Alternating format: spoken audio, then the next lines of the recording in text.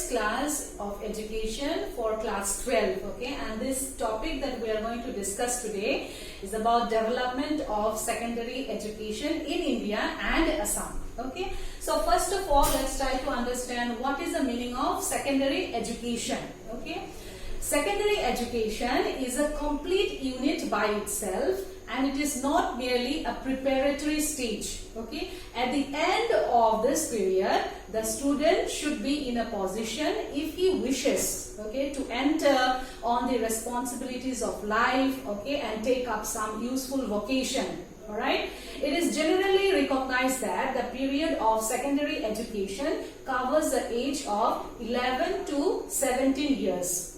Okay, and so this period of secondary education, it's very important because at the end of this age, all right, a student, whether it's a boy or a girl, can take up a vocation and can get on to the course of life itself. Okay, so if it is properly planned, okay, it covers around 7 years, and it should enable the school, okay, to give a thorough training in the courses of study which is taken up by the student. So first of all, let us try to understand what is Secondary Education Commission. In the post-independence period, the Secondary Education Commission of 1952 to 53, okay, this commission, it's like a big milestone in the education scenario of India.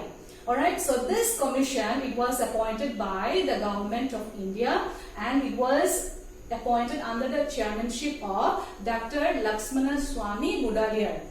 Okay, he was the vice chancellor of the University of Madras, and this commission went into all the aspects of secondary education, okay, in the light of the change needs of India.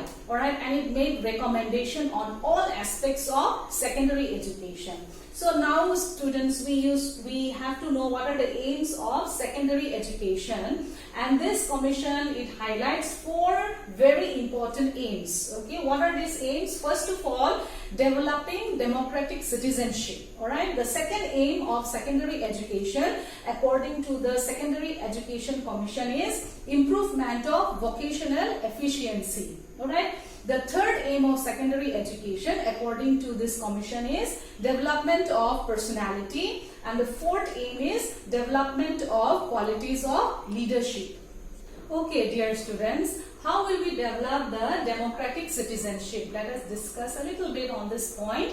Alright, now citizenship, it is it's very exacting, okay, and it's a very challenging responsibility, for which every citizen of a country has to be carefully trained. Alright, the following qualities, as I discussed, it should be developed through education. What are these qualities that we want to develop through education? First of all, capacity for clear thinking. Alright, secondly, clearness in speech, okay, what we talk, there should be clearness in speech and in writing. Okay, thirdly, education for living, and fourthly, sense of true patriotism, okay, that is love of oneself to a country, towards our motherland, okay, and fifthly, sense of world citizenship as a whole, okay, not just the citizenship of our country but also the citizenship of the world at large. Okay, now the second point, improvement of vocational efficiency. Okay, now we must concentrate on increasing the productivity and efficiency of students. Okay,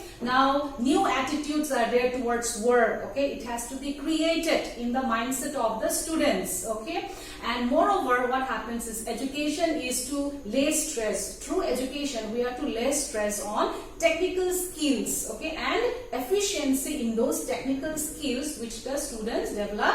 This is a part of secondary education. Okay, thirdly, development of personality. Okay, now this aim of education includes, okay, to release a source of creative energy. Okay, there is a creative energy in each and every student. So this aim of education, development of personality, okay, it aims to release this source of creative energy which is in the students, so that they may be able to appreciate their cultural heritage. Alright, and fourthly, development of qualities of leadership. Okay, now the spatial function of the secondary education, the secondary school, I should say, in this context, it is to train the persons who will be able to assume, alright, the responsibility of leadership in the social field, in the political field, industrial field, or even cultural field, alright, in their own groups or in their community or in their locality. So this is a very important aim of secondary education, that is developing the qualities of leadership which is there in the student.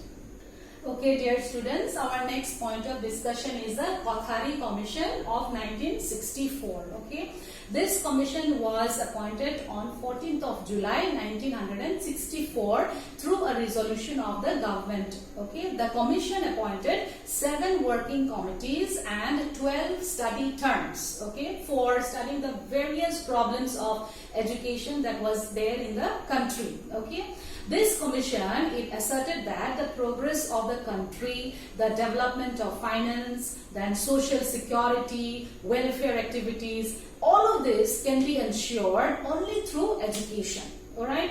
And therefore, it also stated that education should be given the highest priority in any scheme of national development. Alright?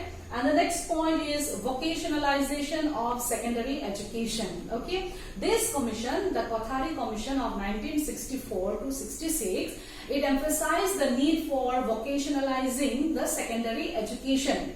Okay, frequently this term vocational education, vocationalization of education, occupational education, job-oriented education, education for the world of work, etc. So these terms are used interchangeably, okay, except where special mention is made of a particular type of education in a particular situation or in a particular environment. Now let us try to refer to this important definition to understand what is the meaning and what is the concept of vocational education. Okay, so Carter V. Good in the Dictionary of Education in 1973, he has stated vocational education that it's a program, okay, of education which is below college grade, which is organized to prepare the learner for entrance into a particular chosen vocation or to upgrade employed workers. Okay, so in the words of the National Review Committee or the Adiseshaya Committee of 1978, the vocationalized spectrum of the higher secondary schools is learning of a skill, okay, or a range of skills, okay, through studies or through technologies, related sciences and other forms of practical work. Dear students, now let us discuss the National Policy of Education of 1986. Okay, it is better known as NPE, or which I have said, it's referred to as National Policy of Education of 1986. Okay, this policy, it marked a very significant step in the history of education in the post-independence India. Alright, and this policy, it aimed to promote educational national progress, a sense of common citizenship and culture, and it also aimed to strengthen the national integration. Alright, now there are many features. We will discuss some of the main features of the National Policy of Education of 1986. Okay, the first one is the essence and role of education. Alright, essence and role of education. Okay, essence and role of education. Okay, so in our national perception, education is essentially for all. That means no one should be no children should be stopped from going to school. In other words, every child has the right to education. Okay, so in our national perception, education is meant for all. Right, so this is fundamental to our all-round development. Okay, material, spiritual. It develops a manpower for different levels of the economy. All right. Now, in short, education is a very unique investment, okay, in the present. Alright, we are making investment in the present for the future, okay, for the economy of the country, for the economic development of the country. Education is thought to be as a national investment, okay. The next point, education for equality, alright. Now this national policy of education, it makes the following recommendations. What are the recommendations for equality? First one, education for women's equality, okay. In ancient India, we know that the girl child, okay, were not allowed to go to school, okay. Even now, in some areas of our country, girl children are not given the preferences to go to school, alright. So this NPE, National Policy of Education, okay, first of all, it says that education should be there for women equality, alright. The second one is education for the scheduled caste, alright. I'm sure that you know what is scheduled caste, what is scheduled tribe, okay. And the other one is for educationally backward sections, okay. Alright, we sometimes say OBC, MOBC, okay. We refer as SC, ST. So the National Policy of Education, alright, it says that there should be education for these backward classes, more other backward classes, the scheduled caste, the scheduled tribes, okay. The next one is education for minorities, okay. Now who are minorities? It may be language minority or it may be religious minority group, alright. So this NPE, it highlights that there should be education for minorities, okay, of the people living in the country of India. The next one is education for people who are handicapped, alright. There are many people who are handicapped, but that should not restrict them from their right to education, okay. Even a person who is physically handicapped, alright, or even mentally handicapped, there are schools, special schools, alright, where these children can go and they can get educated, okay. So the National Policy of Education, it also highlights that there should be education for the handicapped, alright. And last of all, adult education, okay. Like for example, there are many adults who have dropped out of school because of many related problems. They, in their childhood they were not able to go to school, okay, perhaps because of family problems. So whatever may be the problem, there is also opportunity for adults to get educated, alright. In the later part of their life, there is opportunity for them, alright, to get themselves educated, okay. So this is some of the highlights of National Policy of Education.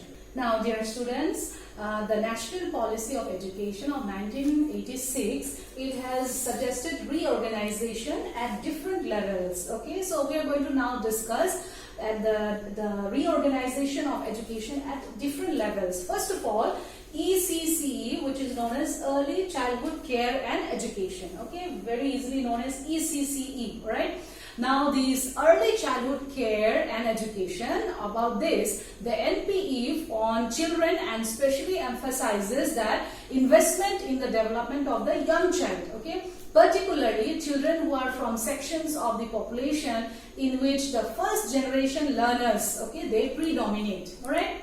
The second one, in case of elementary education, the new trust in elementary education will emphasize two aspects. What are these aspects? First of all, universal enrollment, okay, and universal reiteration of children up to the age of 14 years, okay. Dear students, secondly, a substantial improvement in the quality of education, okay.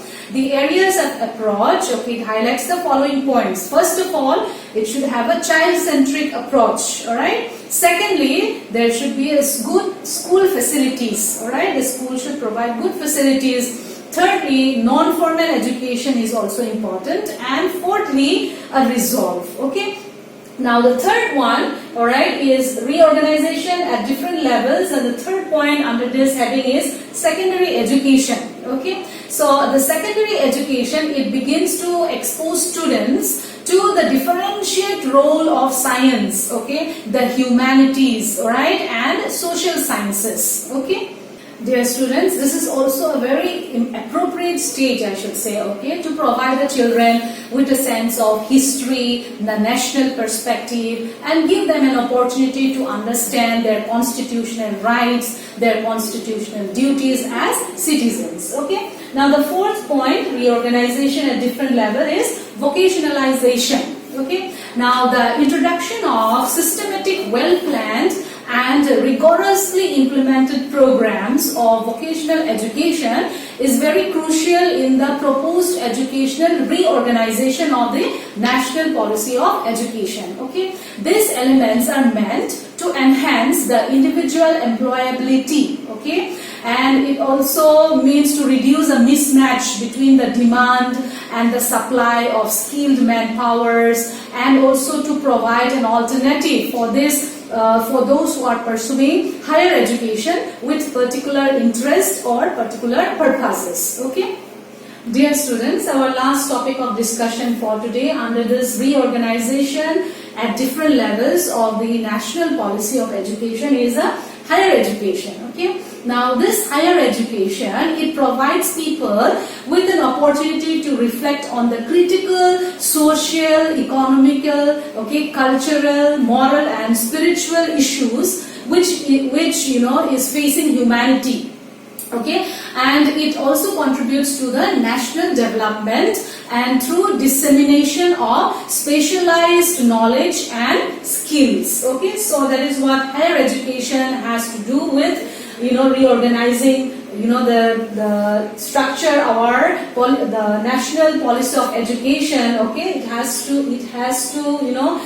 highlighted several areas, okay, where we need to reorganize our educational system. Okay, so for today we will stop our class here and we'll continue our discussion on the national policy of education in the following class. Okay, so till next class, you stay home and stay safe, and you go through the text of this first chapter. Okay. Stay home, stay safe. Do it for self. Do it for your family. Do it for India. Let's break the chain of COVID-19. हम होंगे कामयाब, जय हिंद. हम होंगे कामयाब, जय हिंद. हम होंगे कामयाब, जय हिंद.